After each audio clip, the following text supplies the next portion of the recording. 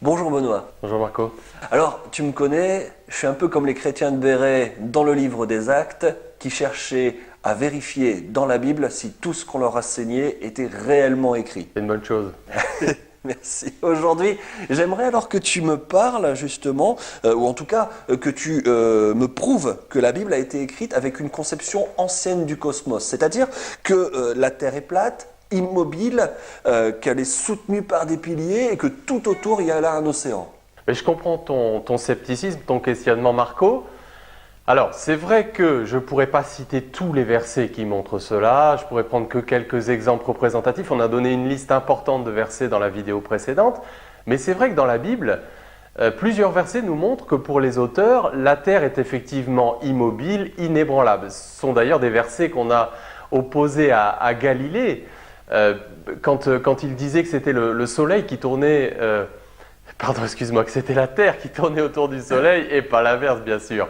Alors, dans 1 Chronique 16, verset 30, on lit par exemple « Tremblez devant lui, terre entière, oui, le monde reste ferme et inébranlable ». Donc, c'est le verset qu'on a dit pour dire, tu vois bien que c'est bien la terre qui est au centre et le soleil qui tourne autour. Ou dans Ésaïe 45, 18, « Cependant, ainsi parle le Seigneur, le Créateur des cieux, lui, le Dieu qui a formé et fait la terre, qui l'a rendue ferme ».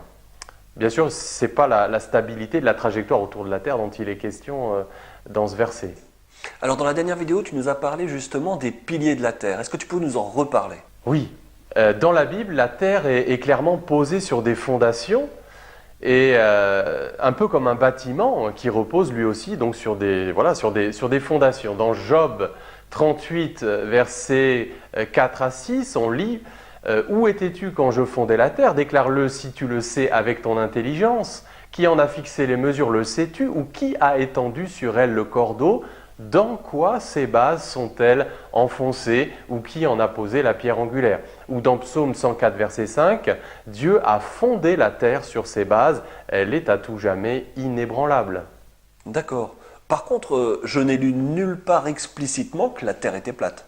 C'est vrai Marco, c'est écrit nulle part explicitement, la terre est plate de cette façon-là. Mais quand on remet tous les versets dans leur contexte et dans l'ensemble des différents éléments qu'on a vus ensemble, c'est tout à fait clair que pour les auteurs bibliques, l'univers est comparé à une tente et que la terre constitue le sol de cette tente et la tente elle-même, c'est le firmament dont on parlera plus tard.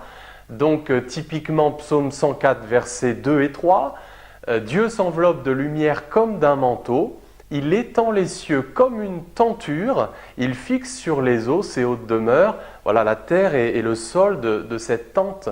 Et alors, il considérait que comme une table, la Terre avait des extrémités, c'est ça? Ben oui, on a l'expression les extrémités de la terre qui revient plus de 50 fois. Et encore une fois, ça n'a aucun sens si la terre est sphérique pour les auteurs bibliques. Regarde ce verset d'Ésaïe, au chapitre 41 au verset 9. Donc, il est question de l'appel d'Abraham qui a été appelé par Dieu dans la ville d'Our en Chaldée, donc en Mésopotamie, près du golfe Persique. Voilà ce que dit ce verset. « Toi que j'ai saisi des extrémités de la terre et que j'ai appelé de ses confins, à qui j'ai dit, tu es mon serviteur. » Mais alors, justement, comment il considérait la Terre? Est-ce qu'elle était plutôt ronde ou carrée?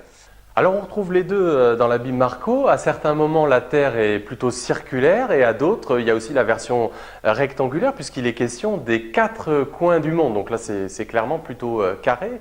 Alors par exemple, Proverbe 8, verset 27, « Lorsqu'il disposa les cieux, j'étais là, lorsqu'il traça un cercle à la surface de l'abîme. » Donc là, tu vois, c'est clairement une vision plutôt circulaire de la Terre.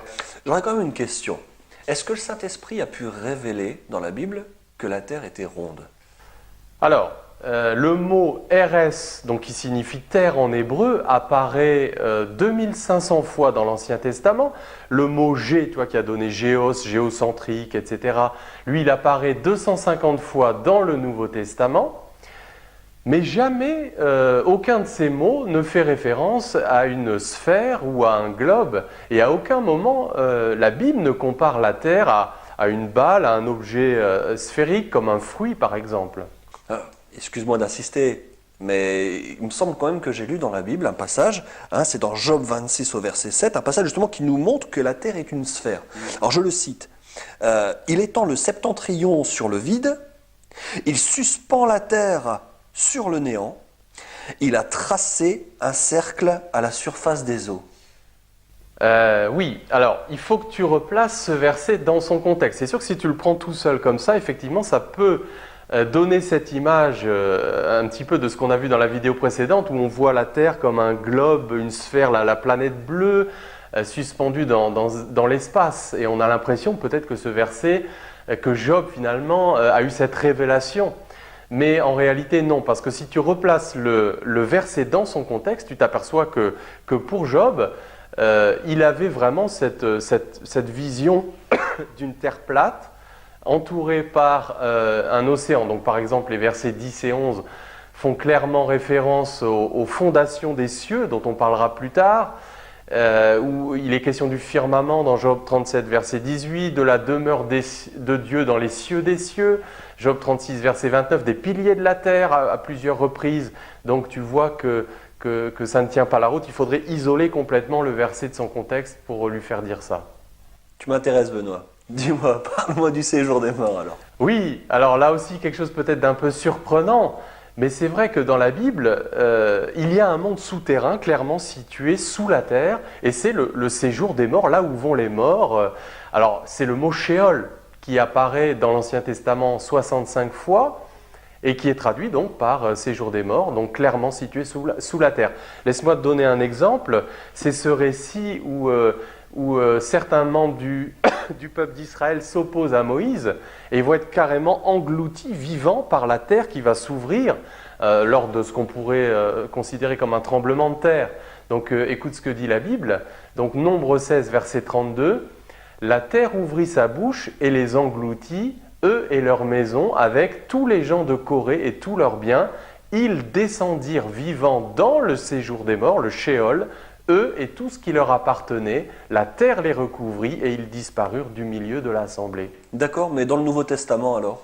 Alors dans le Nouveau Testament, ce sont les mots Hadès ou Géhéna, la géhenne, l'enfer si tu veux, ce qu'on a parfois traduit par enfer, qui ont à peu près la même signification que le Sheol dans l'Ancien Testament.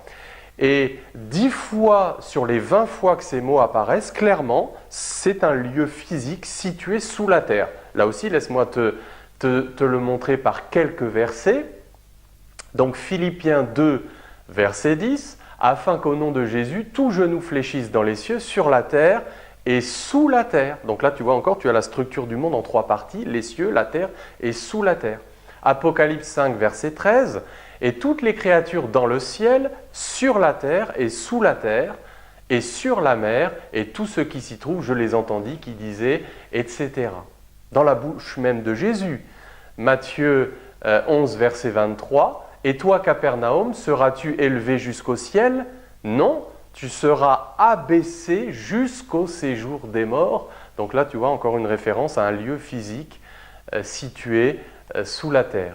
Merci Benoît, merci pour cette démonstration. Je pense par contre qu'on aura besoin d'une prochaine vidéo afin que tu abordes la conception du cosmos, à cette fois de l'astronomie, dans la Bible. Hein, c'est la fameuse question du firmament, des étoiles, des cieux, des cieux des cieux, des eaux d'en haut, des eaux d'en bas, et aussi, et encore une fois, cette fameuse question qui me taraude, hein, c'est comment effectivement tu réconcilies ça avec l'inspiration de la Bible par le Saint-Esprit.